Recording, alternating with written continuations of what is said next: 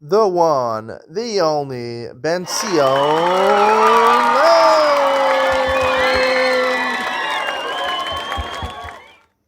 Good evening and welcome to Yeshiva YouTube Daily Double. Today we're doing Mesechus Pesachim, Perek Beis, Mishnah Vav and Zion.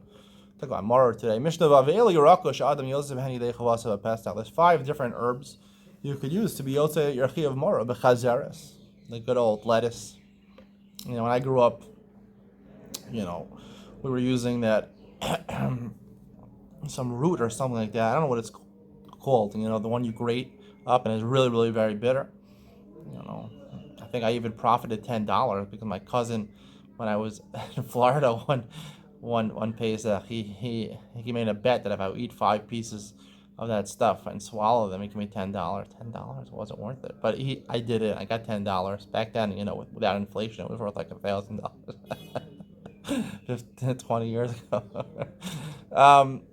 So that was.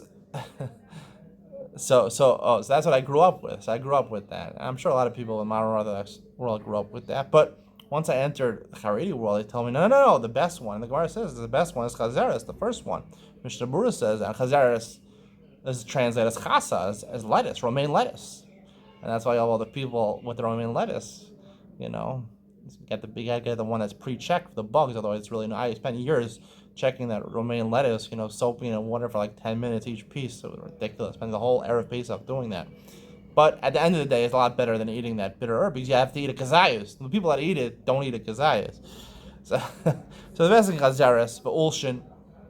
I don't know what these things are. But tamcha, I don't know, beet, horseradish, v'charchavina, but moror is the last one. Whatever moror is, these are certain types of bitter herbs.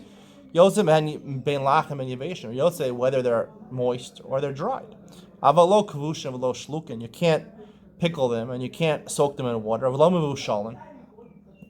I don't know how it works. I'm shlukin. I mean, I was taking the lettuce and I was soaking it for at least 5 to 10 minutes each piece in water. So the Mishnah says you can't be Yosef. Avalo mevushalin. You can't cook them. Mitzarfin the kazayis. Yosef mekelach shalahen.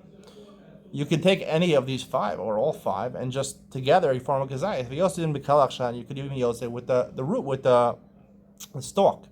Like in the previous Mishnah about matzah. You can use it with Tmai as long as you're a poor person. Or you're an achsanai, you're someone from the army, or you're a guest.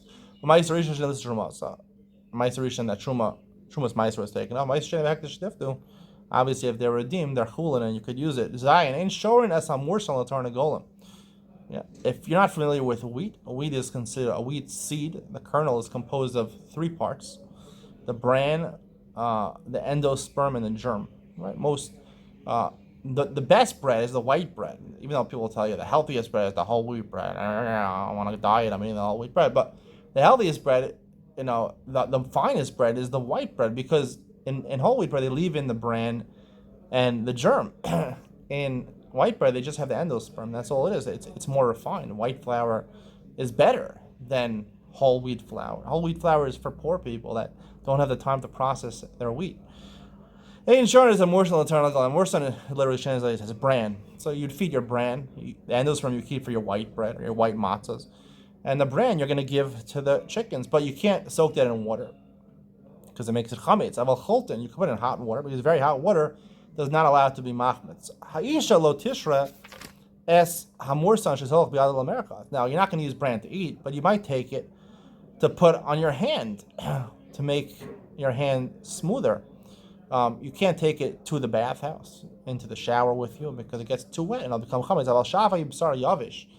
However, if your skin is dry, not completely dry. I mean, you came out of the shower already. It's a little wet. Then you could, because a little moisture is not going to machmez it. Lo yilos adam chitim yaniach hamakaso pesach neishem machmitzos. You also shouldn't take wheat kernels. I don't know how this helps to heal a wound, but people back then, I don't know, took this. If you chew it in your mouth for too long, this saliva is going to cause it to become chametz, and therefore you shouldn't chew it and then put it on your wound because you're going to cause it to become chametz. And that's a problem. You can't, just like you can't eat chametz and you can't benefit from chametz. You also can't own chametz. And when you make chametz, that means it's in your possession, and you're violating the issur of Bal Yiram, Bal Yimatzeh. We'll talk more about that going forward.